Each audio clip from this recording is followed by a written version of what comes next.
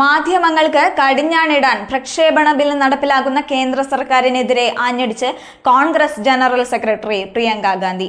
ചോദ്യശരങ്ങൾ കൊണ്ട് അമ്മാനമാടുന്ന മാധ്യമങ്ങൾക്ക് മുൻപിൽ പ്രക്ഷേപണ ബില്ല് നടപ്പിലാക്കി രാജ്യത്തെ മാധ്യമങ്ങളുടെ വായടപ്പിക്കാനുള്ള ഒളിയമ്പുകൾ എറിയാനുള്ള ശ്രമമാണ് കേന്ദ്ര സർക്കാരിന്റെ ഭാഗത്തു നിന്നെന്ന് Congress general secretary Priyanka Gandhi തുറന്നടിച്ചു.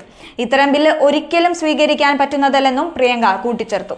2023 broadcasting service regulation bill അവതരിപ്പിച്ച് മാധ്യമ സ്ഥാപനങ്ങളെ പൂട്ടാനാണ് കേന്ദ്ര സർക്കാർ നീക്കമെന്നും ഇത്തരം നീക്കങ്ങൾ നമ്മുടെ രാജ്യത്തെ digital media, social media, over the top പ്ലാറ്റ്ഫോമുകൾ, സ്വതന്ത്ര മാധ്യമ പ്രവർത്തകർ എന്നിവയൊക്കെ കാര്യമായ രീതിയിൽ ബാധിക്കുമെന്നും പ്രിയങ്ക ചൂണ്ടിക്കാട്ടി.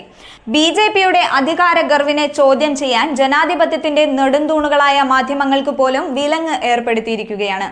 1995 കേബിൾ ടെലിവിഷൻ നെറ്റ്വർക്ക് ആക്ട് മാറ്റി സ്ഥാപിക്കാനും ഇന്ത്യയിലെ പ്രക്ഷേപണ മേഖലകൾക്ക് വേണ്ടി ഒരു ഏകീകൃത നിയമ ചട്ടക്കൂട് സൃഷ്ടിക്കാനുമാണ് ബില്ല് മുന്നോട്ട് വയ്ക്കുന്ന തത്വം. എന്നാൽ BJP സർക്കാർ അതിനൊക്കെ അട്ടിമറിക്കാനാണ് ശ്രമിക്കുന്നത്. 2023 നവംബർ 10 ഓഹരി ഉടമകൾക്ക് പൊതുവായ അഭിപ്രായങ്ങൾ പങ്കുവയ്ക്കാനുള്ള ഇടമൊരുക്കിയെന്നും പ്രിയങ്ക പറഞ്ഞു.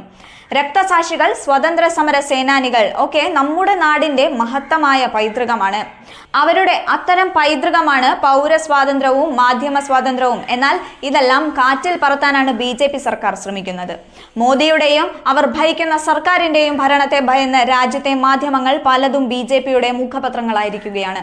പ്രസ്തുത ബിൽ ഓവർ ദി ടോപ്പ് പ്ലാറ്റ്ഫോമുകളുടെ സെൻസർഷിപ്പിനുള്ള സാധ്യത വർദ്ധിപ്പിക്കുകയും ഡിജിറ്റൽ ന്യൂസ് ബ്രോഡ്കാസ്റ്റുകളായ സോഷ്യൽ മീഡിയ അക്കൗണ്ടുകളുടെയും ഉള്ളടക്ക സൃഷ്ടികളുടെയും നിയന്ത്രണം എന്നിവയ്ക്കൊക്കെ കാരണമാകുമെന്ന് വിദഗ്ധർ ആശങ്ക പ്രകടിപ്പിക്കുന്നുണ്ട്.